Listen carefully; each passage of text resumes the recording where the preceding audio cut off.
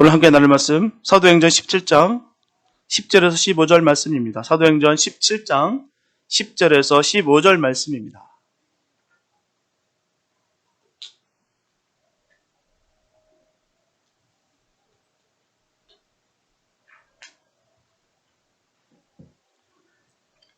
사도행전 17장 10절에서 15절 말씀입니다. 주님의 귀한 말씀 봉독해 올립니다.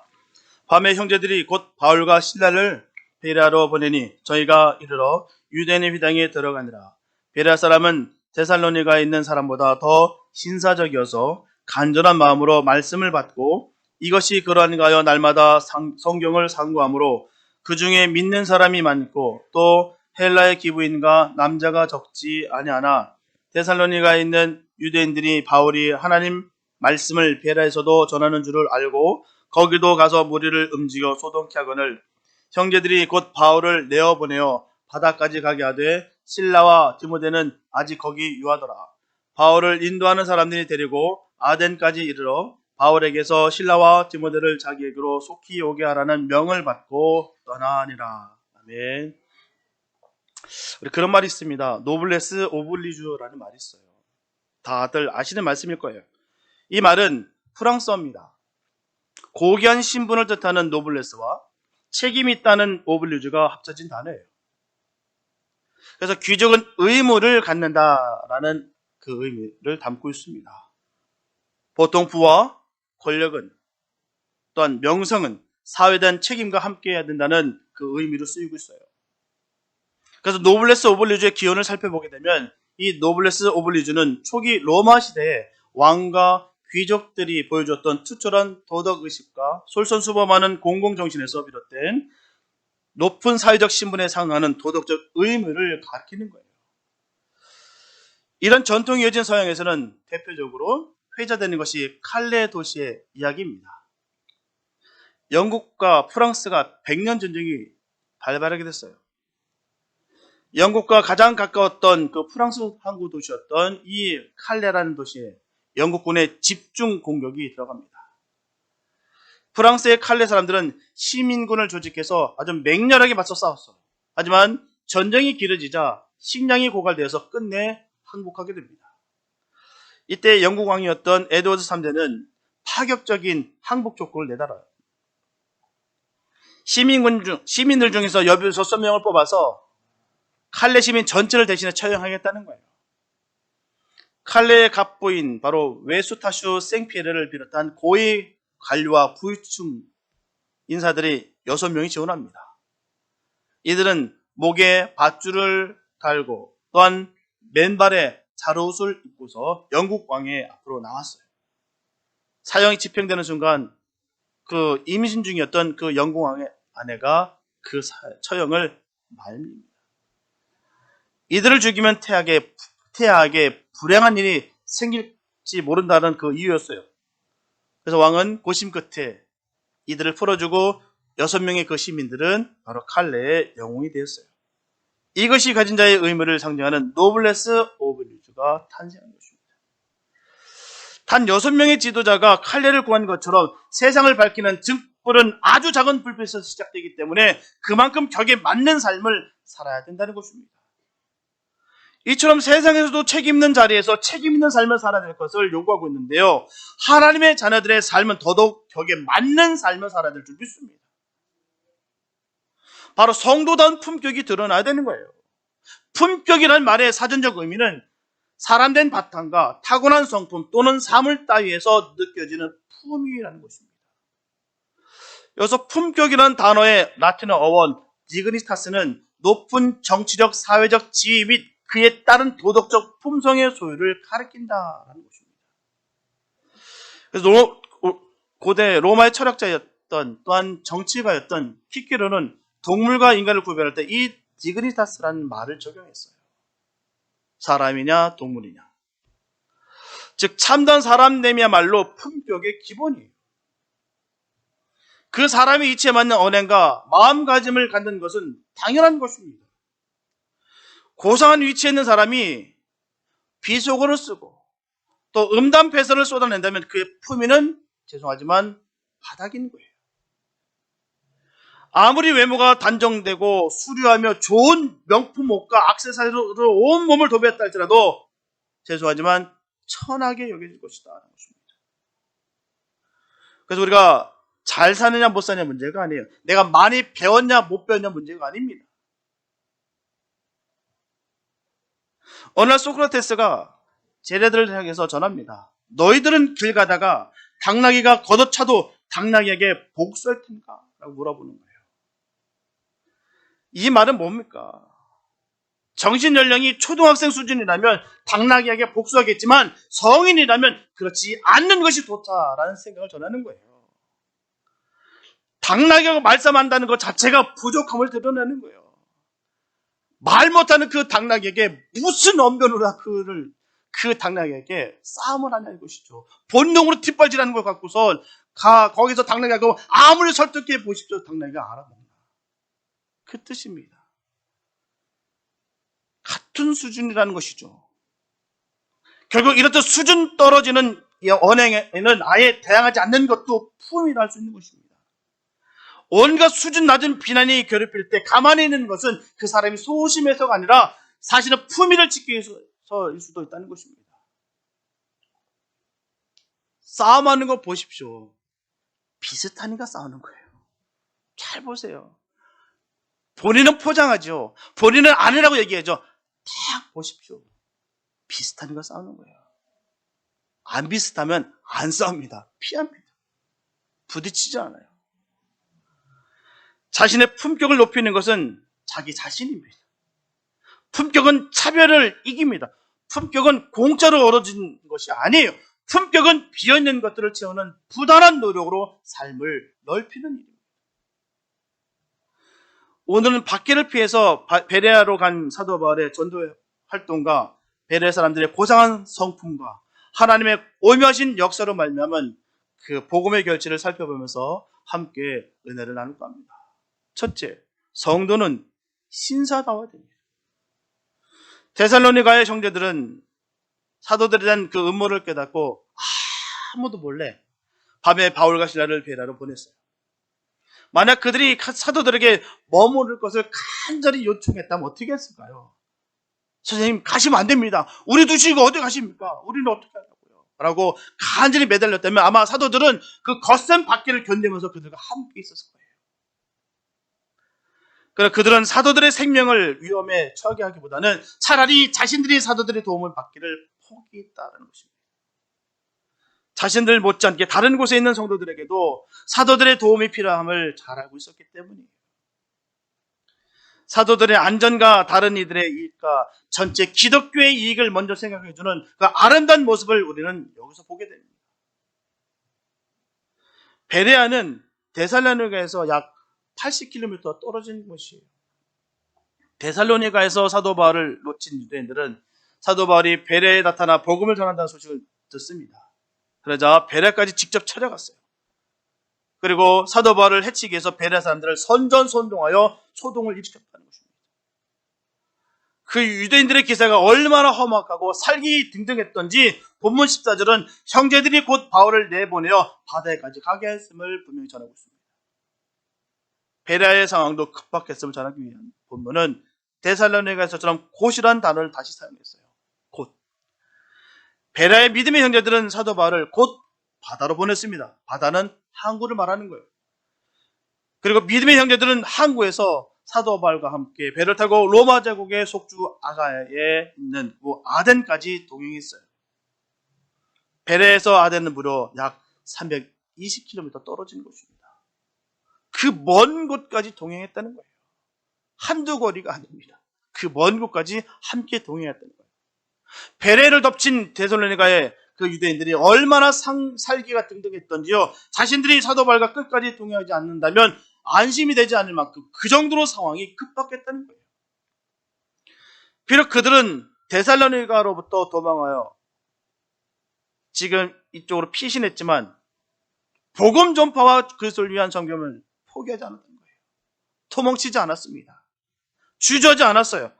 베레에 이르자마자 유대인의 회당을 찾아가서 계속해서 전도했다는 것이죠. 핍박을 받아 도망했으나 그들은 숨지 아니하고 공개적으로 회당에서 다시 복음을 증거했습니다. 이런 삶이 바로 저와 여러분의 삶이 되시길 축복합니다. 언제 어느 때더라도 우리가 상황이 불리할지라도 진리의 복음을 전해야 되는 거예요. 상황이 바뀐다고 해서 말씀이 바뀌는 거 아닙니다. 우리는 언제라도 주님 말씀 선포할 준비가 되어 있어야 돼요. 두 사도들은 자신이 받은 피해를 복수하지 않았어요. 또한 그런 일 또 당할까 두려워하지도 않았습니다. 그들은 맡겨진 선교의 사명을 그냥 완수할 뿐이었어요. 이게 믿음의 사람들의 참 모습을 좀 믿습니다. 주신 사명 묵묵히 가는 거예요. 세상이 뒤집어진다 할지라도 바뀐다 할지라도 바뀌지 않냐고 그대로 주님의 말씀을 전하는 삶, 이 삶이 바로 복된 삶인 줄 믿습니다. 저와 여러분들이 그런 삶 사시기를 예수의 이름으로 축복합니다. 우리는 언제라도 그런 삶을 살아가는 거예요. 완수할 때까지. 죽도록 충성할 것과 상대방이 우리에게 그들의 의무를 다하지 않는다 할지라도 우리의 의무를 감당함을, 그 사명을 감당해야 함을 분명히 이 두 사도는 우리에게 전하는 것이에요. 성과의 평가는 우리가 하는 거 아닙니다. 주님께서 계산하시는 거예요. 그렇기 때문에 우리가 실망하거나 교만할 이유가 없는 것입니다.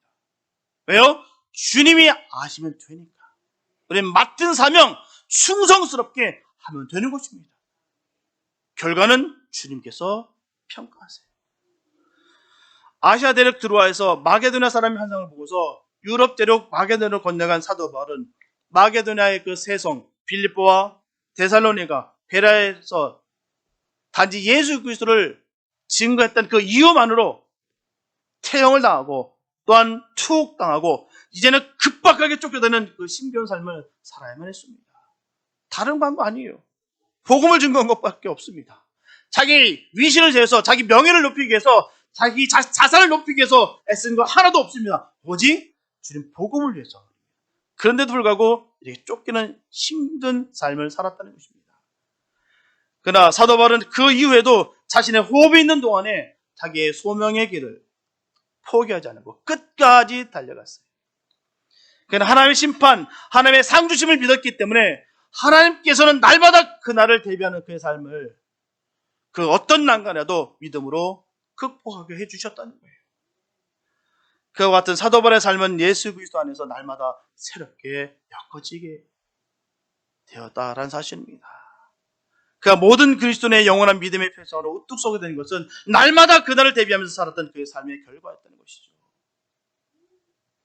고린도후서 5장 17절에 보면 그런즉 누구든지 그리스도 안에 있으면 새로운 피조물이라 이전 것은 지나갔으니 보라 새 것이 되었도다. 분명하게 성도는 죄로 인해서 죽을 수밖에 없는 죄인입니다. 달리 말씀드리면 저 지옥에 땔감, 그 불쏘시개 같은 존재였다는 사실입니다. 그러나 그 예수 그리스도의 십자가의 보혈의 능력으로 말미암아 하나님의 자녀로 또한 새로운 피조물로 거듭난 사람이 됐다는 거예요. 얼마나 감사한지요. 이 복음을 안고 이 복음을 깨달은 사람들은 그냥 감사가 절로 나옵니다. 나의 모습을, 나의 진가를 바로 알기 때문에 감사가 나오는 거예요. 주님 날 안 만나주셨으면 어떻게 됐을까? 상상만 해도 생각만 해도 너무 끔찍한 것. 이것이 복되다는 것입니다. 그렇다면 새로운 피조물로 거듭남의 증거는 뭘까요? 새로운 마음에서 비롯되는 새로운 생각이라는 것이죠. 새로운 생각이 없이는 새로운 피조물의 언행이 수반될 수가 없어요. 우리가 감사할 수 있는 것은요, 감사는 입술이 고백이 터져서 나오는 거는요, 강의에서 어쩔 수 없이가 아니라 내 생각이 변한 거예요. 내 모든 것이 변한 것입니다. 새롭게 변한 것이에요. 왜요? 죽었던 우리가 영원의 생명을 받았다는 증거입니다. 그래서 감사가 나오는 거예요. 잘 보십시오. 나의 입술의 고백이 뭐가 터져서 나오는지 잘 점검해 보시기 바랍니다. 아우, 지긋지긋해. 아우, 이렇게 답답해. 아우, 힘들어. 아우, 이 한많은 세상. 이러면서 하는 삶의 모습과 너무 감사합니다. 눈을 뜨는 것도 감사. 숨을 쉴 수 있는 것도 감사. 내가 먹을 수 있는 것도 감사. 내가 걸을 수 있는 것도 감사. 내가 이렇게 복음을 증거할 수 있는 것도 감사. 모습이 달라요. 예수를 진정 믿게 된다면 이전 것은 지나가고 새 것이 되야 되는 것입니다. 만약에 주님을 진정으로 사랑하고 믿는다고 하면서도 아직도 삶의 모습에 폭력과 음란과 거짓과 분열과 분쟁이 있다면 우리 다시 한번 점검할 필요가 있습니다. 정말 내가 주님을 사랑하고 있는지, 진정 주님을 내가 믿고 있는지 점검해 보시기 바랍니다. 진정 사랑하고 진정 믿는다면 새롭게 변하는 것이 정상입니다. 나의 의지와 노력의 의사가 아니라 내 안에 계신 주님의 영이 우리를 인도하시고 자유케 하시기 때문에 사람의 의지와 신념은 한계가 있어요. 내가 열심히 한번 해보겠다. 내가 신념을 갖고 내가 최선을 다하겠다. 처음에는 비슷합니다. 하지만 끝을 봐야 되는 거예요. 끝이 다릅니다. 정말 주님으로 인해서 은혜를 받게 되면 끝까지 갑니다. 그러나 내가 신념으로 가지고 내 노력으로 내 의지로 간다고 한다면 분명 쓰러지게 됐다는 것이죠. 그래서 예수님께서도 요한복음 8장 32절에서 분명 말씀하십니다. 진리를 알지니 진리가 너희를 자유케 하리라. 진리로 말미암아 우리가 자유케 되는 거예요. 어느 상황, 어떤 순간일지라도 우리가 묶임을 받는 것이 아니라 자유케 된다는 사실이에요. 진리를 깨닫게 되시길 축복합니다. 그러므로 믿음은 하나님께 내 삶의 우선순위를 먼저 드리는 거예요. 그 이유는 하나님께서 나를 창조하셨기 때문입니다. 나를 만드셨고 나를 지명하여 나를 부르셨기 때문에 나의 삶의 우선순위를 주님께 드리는 거예요. 나를 창조하셨기 때문에 나의 체질, 나보다 더 잘하시고요. 내가 있어야 될 것을 나보다 더 먼저 주님께서 아신다는 것입니다. 그 하나님의 말씀에 따라 내 삶의 우선순위를 먼저 하나님께 드리는 한 하나님께서 내 삶을 영원토록 책임져 주실 것은 너무나도 당연한 것입니다. 늘 우선순위를 주님께 주시기 바랍니다. 그래서 안타깝게도 하나님께 삶의 우선순위를 드리지 못하고 자기에게 두기 때문에 하나님을 믿는다고 하면서도 매일 염려와 근심과 불안과 초조 속에서 살아가는 사람들이 얼마나 많은지 몰라요. 내가 왜 염려할까? 왜 근심할까? 왜 불안하고 왜 초조할까? 잘 보십시오. 정말 나의 삶의 우선순위를 주님께 두고 있는지 보십시오. 정말 나의 삶의 우선순위를 주님께 맡기면 두려울 것이 없습니다. 불안할 게 없습니다. 왜요? 주님께서 책임져 주시기 때문이죠. 매사에 불만이 쌓이고 불평이 늘어나고 원망과 억울함이 마음에 가득하게 돼서 거칠어지거나 절망한 낙심에 빠져 삶을 함부로 살아가는 사람들이 있는가? 아니면 내가 그런가? 점검하시기 바랍니다. 그래서 성도로서의 품위와 품격이 상실하고 마는 거예요. 주님보다도 나를 믿기 때문에, 주님보다도 내 주변을 믿기 때문에, 주님보다도 내 옆에 있는 것을 믿기 때문에 성도로서의 품위와 품격이 점점 사라지고 있다는 것이죠. 사람이 맞습니다. 잃을 것이 없으면요, 잃을 것이 없다고 생각하면 막 나가기 시작합니다. 왜요? 잃을 것이 없으니까. 이런 분들은요, 아무도 못 이깁니다. 보십시오. 아무것도 잃어버릴 것이 없다고 여긴 분들 두려울 거 없어요. 막 나갑니다. 어차피 잃을 것이 없기 때문이에요. 오히려 잃어버릴 것이 많다고 생각하면 매사에 조심하고 겸손하게 실천하지 않습니다. 왜요? 잃어버릴까 봐. 저 사람과의 관계가 잃어버릴까 봐. 하나님과의 관계가 끊어질까 봐. 나의 은혜가 떨어질까 봐. 늘 조심하고 늘 겸손하지 않습니다. 잃어버릴까 봐. 주님과의 관계가 끊어지는 것, 주님께서 주신 그 은혜가 끊어지면 다 끊어지는 거예요. 세상 아무거나 다 채워보십시오. 채워지나? 안 채워집니다. 세상 것으로 채워지지 않는 게 우리의 마음이에요. 오직 채워지는 것은 예수의 이름밖에, 예수로 말미암아 채워질 수밖에 없습니다. 이러니 다른 것을 암만 채워보니까 채워지지가 않아서 늘 공허하고 늘 답답하고 초조하고 불안하고 답답하고, 그러니 늘 거칠어지고 강팍해지고 이렇게 서서히 변질되어 간다는 사실입니다. 오늘 보면 11절 전반부에 보게 되면 베레 사람은 데살로니가에 있는 사람보다 더 신사적이어서 라고 말씀하고 있어요. 사실 데살로니가는 베레보다 큰 도시입니다. 베레는 데살로니가와 비교되지 못할 시골이에요. 데살로니가는 큰 도시지만 이 베레아는 시골입니다. 작은 소도시예요. 하지만 본문에서는 베레아 사람들이 데살로니가에 있는 사람보다 더 신사적이어서라고 말씀하고 있어요. 신사는 교양과 예를 갖춘 남자를 가리킵니다. 종족을 뜻하는 라틴어 젠틀리스에서 유래됐는데요. 가문이 좋은 사람을 의미하는 거예요. 세상에 쓸모없는 사람이 있을까요? 세상에 쓸모없는 사람은 없습니다. 다만 누구를 만나냐의 그 가치가 빛을 발한다는 거예요. 내 삶이 비록 초라하고 별 볼 일 없어 보여도요, 주님 잡은 그 손을 놓지 않으면 태양보다 뜨겁게, 또한 별보다 더 초롱초롱 빛나는 삶을 살게 될 것입니다. 주님 손 놓지 마시기 바랍니다. 주님과 함께하는 삶이 가장 복된 삶이에요. 예수님께서는 요한복음 13장 34절과 35절에서 새 계명을 너에게 주노니 서로 사랑하라. 내가 너희를 사랑한 것 같이 너희도 서로 사랑하라. 너희가 서로 사랑하면 이로써 모든 사람이 너희가 내 제자인 줄 알리라. 아주 명쾌하게, 명확하게, 정확하게 우리 주님께서 말씀해 주셨어요. 제자가 어떤 삶입니다. 이처럼 서로 사랑할 수 있는 것은 오직 자신의 노력과 힘만으로는 절대로 할 수가 없어요. 내가 정말 사랑해 보리라. 내가 노력해서 정말 한번 사랑해 보야지. 안 돼요. 왜요? 본래 사람은 이기적인 존재이기 때문에 자신에게 조금이라도 손을 입히거나 상처를 입게 되면 반드시 공격과 보복과 복수를 하게 되어 있습니다. 그게 사람이에요. 한 대 때리면 두 대 때리게 되고요. 지금 내가 갚을 수 없으면 나중에라도 내가 칼을 팍팍 갈고 나중에 복수하는 사람. 그것이 바로 사람입니다. 주님을 사랑하고 주님 주신 말씀을 온전히 믿으면 복수 대신에 용서와 사랑을 하게 되어 있다는 것이, 그래서 서로 사랑하는 모습을 통해서 주님의 제자인 것을 알 수가 있다는 것입니다. 이것이 명확하고 정확한 주님의 제자된 증거가 되는 거예요. 서로 피가 터지라고 싸우고 미워하면서 주님의 자녀로 간다면 너무나도 부끄러운 것입니다. 어떻게 주님의 자녀면서 서로 피가 터지라고 싸웁니까? 주님의 자녀로서 품격이 떨어지는 거예요. 세상 사람들이 더욱 진짜와 가짜는 더 잘 구별합니다. 앞에서는 아무 말 안 하죠.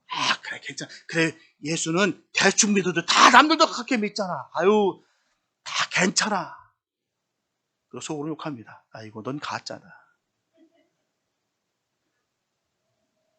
세상 사람들이 더 잘합니다. 진짜 가짜는 더 잘 구별해요. 스스로 안만 포장해도 소용없어요. 포장되지 않습니다. 그래서 주님께서 저희들에게 말씀해 주시는 거예요. 새 계명을 너에게 주노니 모든 율법을 하나로 통합해서 내가 묶어서 너에게 주노니 서로 사랑하라. 어떻게? 내가 너희를 사랑하는 것 같이 너희도 서로 사랑하라. 말씀하시면서 너희가 서로 사랑하면 이로써 모든 세상 사람들이 너희가 내 제자인 줄 알리라. 너희가 진짜인 줄 알리라. 그 뜻입니다. 내가 출석했다고, 교회에 등록했다고 해서, 내가 직분을 받았다고 해서 하다못해 목사일지라도 제자가 아닐 수가 있습니다. 직분이 얘기해 주는 거 아니에요. 직분이 보장해 주는 거 아닙니다. 새 계명을 받고 지킬 때, 내가 너희를 사랑하는 것 같이 너희들을 사랑할 때, 그때 비로소 너희들은 내 제자다. 한마디로 딱 선을 딱 긋고 말씀하시는 거예요. 나 하나님 자녀입니다. 나 하나님 제자입니다. 라고 하면서 늘 입술에서 늘 불평 터지고 남 미워하는 말이 쏟아져 부어지고 악한 내 죄성과 독성과 악성이 그대로 가득하고 있다고 한다면 어찌 제자라 말할 수 있으며 어찌 하나님의 사람이라 말할 수가 있겠습니까? 저와 여러분들도 베레아 사람들처럼 주님의 자녀답게 신사답게 살아가면서 주님의 이름을 높이고 세상 사람들로부터 주님의 자녀라고 인정을 받는 품이 있는 삶을 살아가게 되시기를 예수님의 이름으로 축복합니다. 둘째, 성도는 간절한 마음으로 말씀을 받아야 돼요. 똑같은 복음이고 똑같은 설교였으나 데살로니가 사람들은 거부했고 베레아 사람들은 간절한 마음으로 복음을 받아들였어요. 베레아 사람들은 사도들이 전하는 말씀을 경청했고 그 뜻을 곧 이해했습니다. 주님의 말씀 듣기를 매우 즐거워했어요. 그들은 말씀을 논쟁의 대상으로 삼지 않았습니다. 오류를 찾으려 하지도 않았고요. 사도들의 약점을 잡으려 하지도 않았습니다. 모든 말씀을 잘 받아들였고 그것에 대한 공정한 해석을 했습니다. 복음에 대해 완고하지도 않았고 편견을 갖지도 않았어요.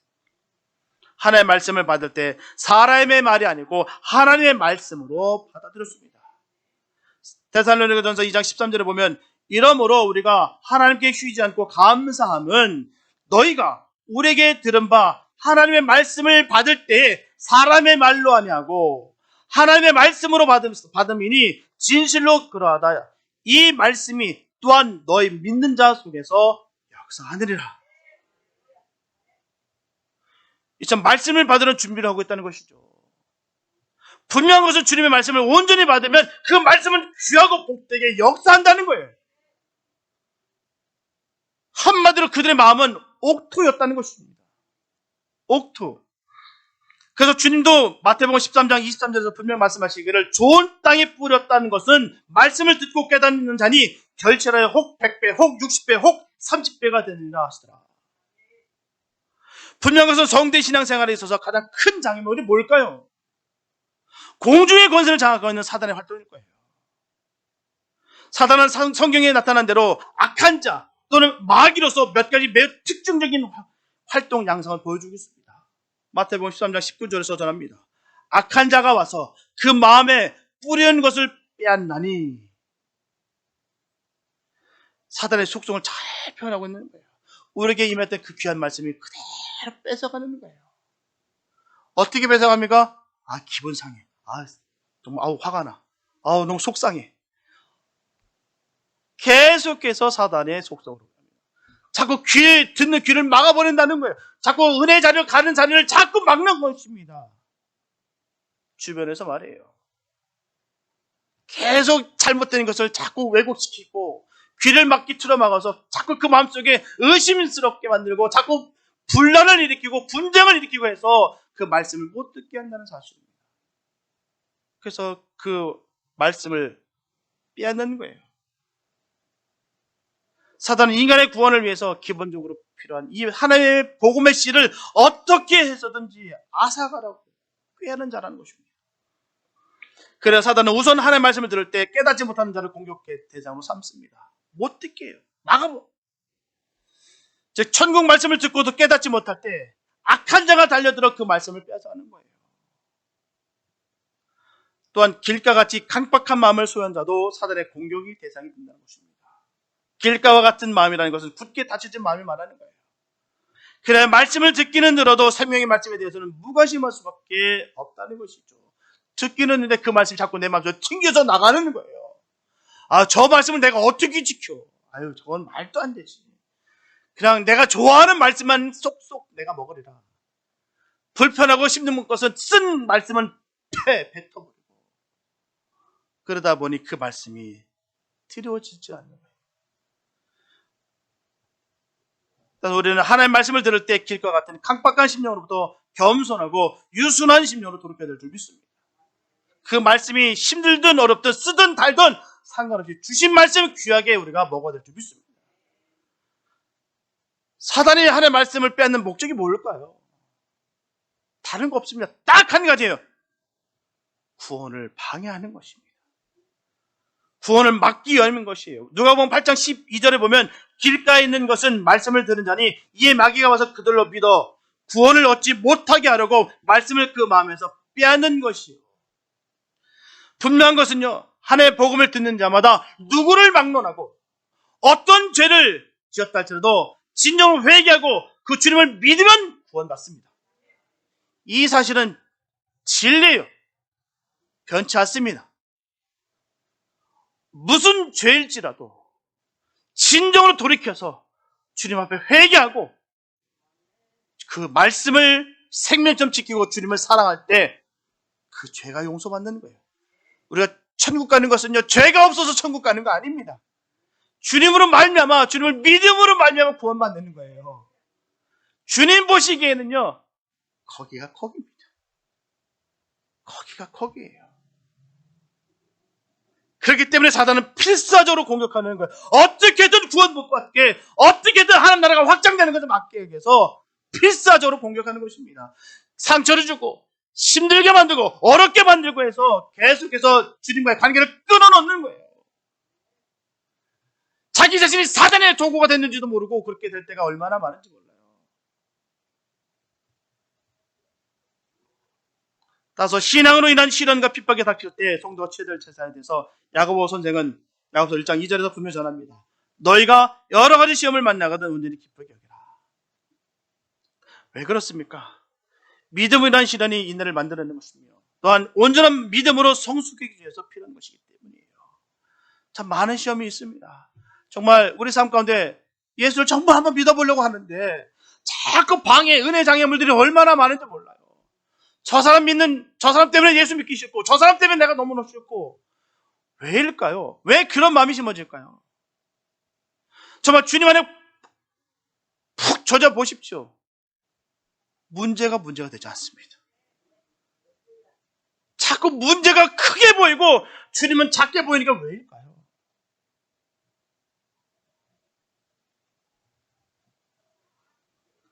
우리는 환난과 핍박에 직면할 때 수많은 믿음의 선배들을 보여주었듯이 신앙의 한 관문을 여기시고 당당히 헤쳐나가시기 바랍니다.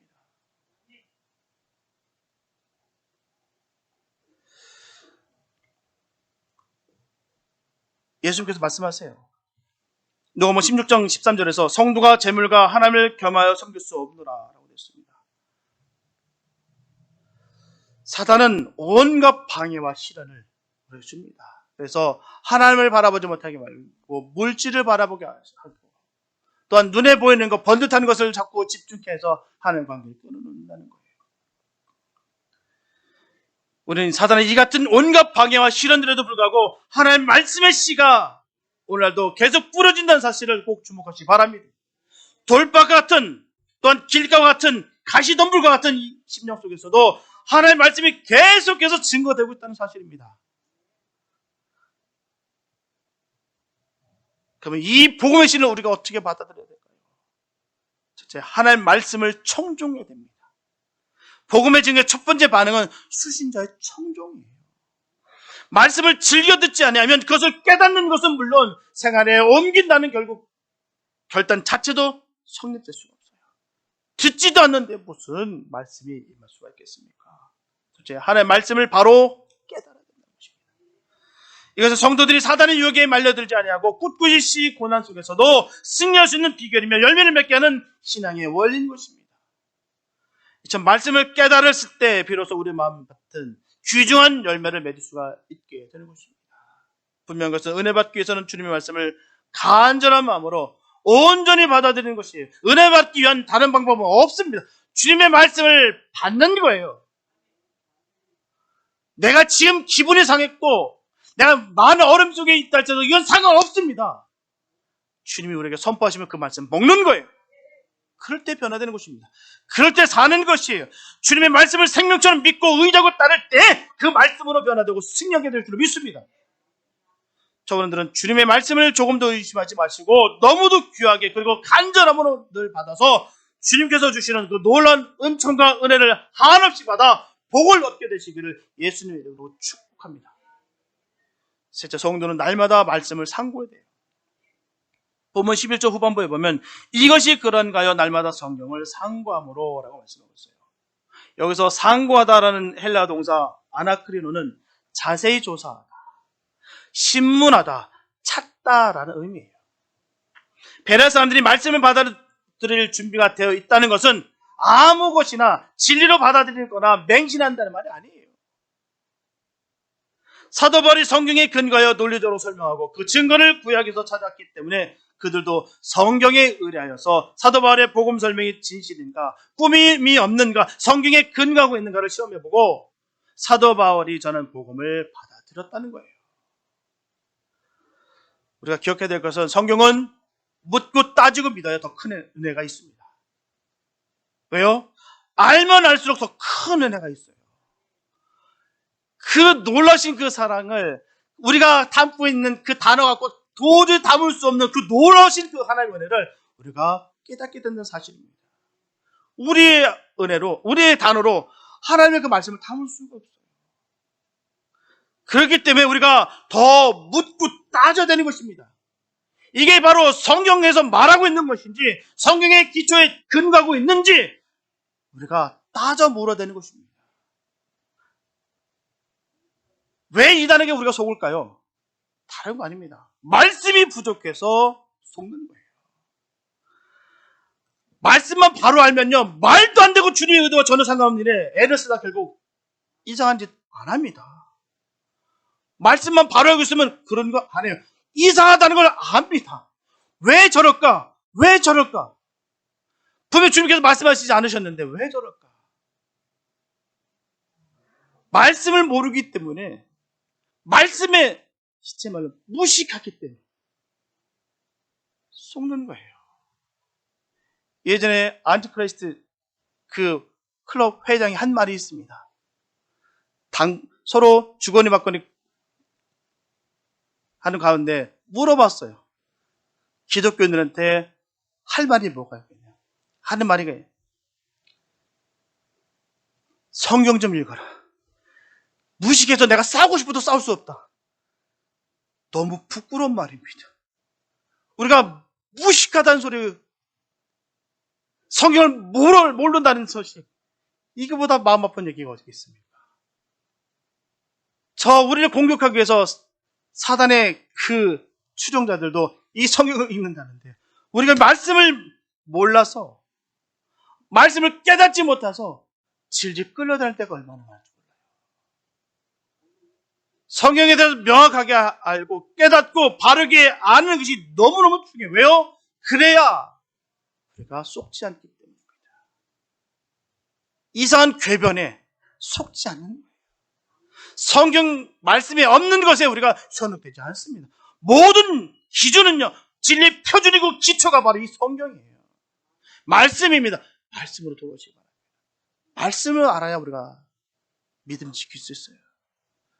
이 험한 세상에 마지막 때라고 하는 말세짐이라고 그렇게 말을 하고 있는데, 정말 우리가 주님의 말씀을 얼마나 아십니까? 내가 얼마나 주님께 거룩하십니까? 우리 점검할 필요가 있어요. 디모데후서 3장 16절과 17절에 보면, 모든 성경은 하나님의 감동으로 된 것으로 교훈과 책망과 바르게 함과 의로 교육하기에 유익하니 이는 하나님의 사람으로 온전케 하며 모든 선한 일을 행하기에 온전케 하려 합니다. 그러므로 베레아 사람들에서와 마찬가지로 우리의 신앙은 성경의 기초에서 세워질 줄 믿습니다.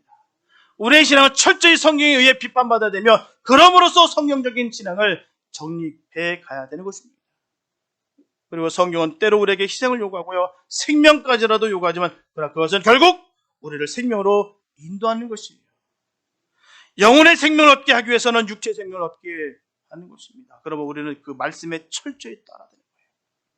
베레에 비해서 대도시였던 그 데살로니가에서는 불과 적은 사람만이 믿었지만, 시골에 불과했던 이 베레에서는 많은 유대인들이 주님을 믿었습니다. 이는 말씀의 능력을 우리에게 보여주는 사실이에요. 본문 12절에 보게 되면 그 중에 믿는 사람이 많고 또 헬라의 귀부인과 남자가 적지 아니하나라고 말씀하고 있습니다. 정말 세상적으로 많은 지식을 가졌고 세상적으로 많은 것을 얻었다 했던 그들이 그 말씀으로 말미암아 변화됐다는 거예요. 하나님의 말씀은 강력합니다. 정말 진리를 바로 알게 된다는 사실이에요. 주님이 가장 귀한 것으로 깨닫게 된다는 사실입니다. 세상 그 무엇일지라도 주님보다 귀한 것은 없습니다. 내가 세상의 모든 것을 다 가졌다 할지라도 주님 안 계시면 아무 소용없어요. 그러나 내가 아무것도 없는 것 같이 보이나 주님이 나와 계시면 모든 것을 얻은 것입니다. 우린 주님과 늘 항상 함께, 늘 복음과 늘 함께 하시기 바랍니다. 주님께서 하셨던 이 귀한 말씀 하나가 과연 나에게 무슨 말씀하고 계신지를 명확하게 깨닫고 그렇게 살아갔으면 참 좋겠습니다. 주님의 정신이 바로 새겨야 돼요. 주님의 사랑이 무엇인지 우리가 바로 깨달아야 될 줄 믿습니다. 사랑하는 성도 여러분, 하나님께서 우리를 창세전에 선택해 주셨어요. 얼마나 감사한지. 지명에 우리를 불러주셨습니다. 복음을 들을 수 있는 적절한 시기에 적절한 장소에 우리를 보내주셔서 예수 그리스도의 복음을 들을 수 있게 해주셨어요. 그리고 복음을 듣고 믿음을 가질 수 있는 좋은 마음들도 주셨습니다. 너그러운 마음과 열정과 성령을 상고하는 마음을 주셨어요. 이 좋은 것들을 믿음을 굳건하게 하는 일에 잘 사용하시기 바랍니다. 확고부동한 믿음을 가지시고 신앙생활 잘 하시기 바랍니다.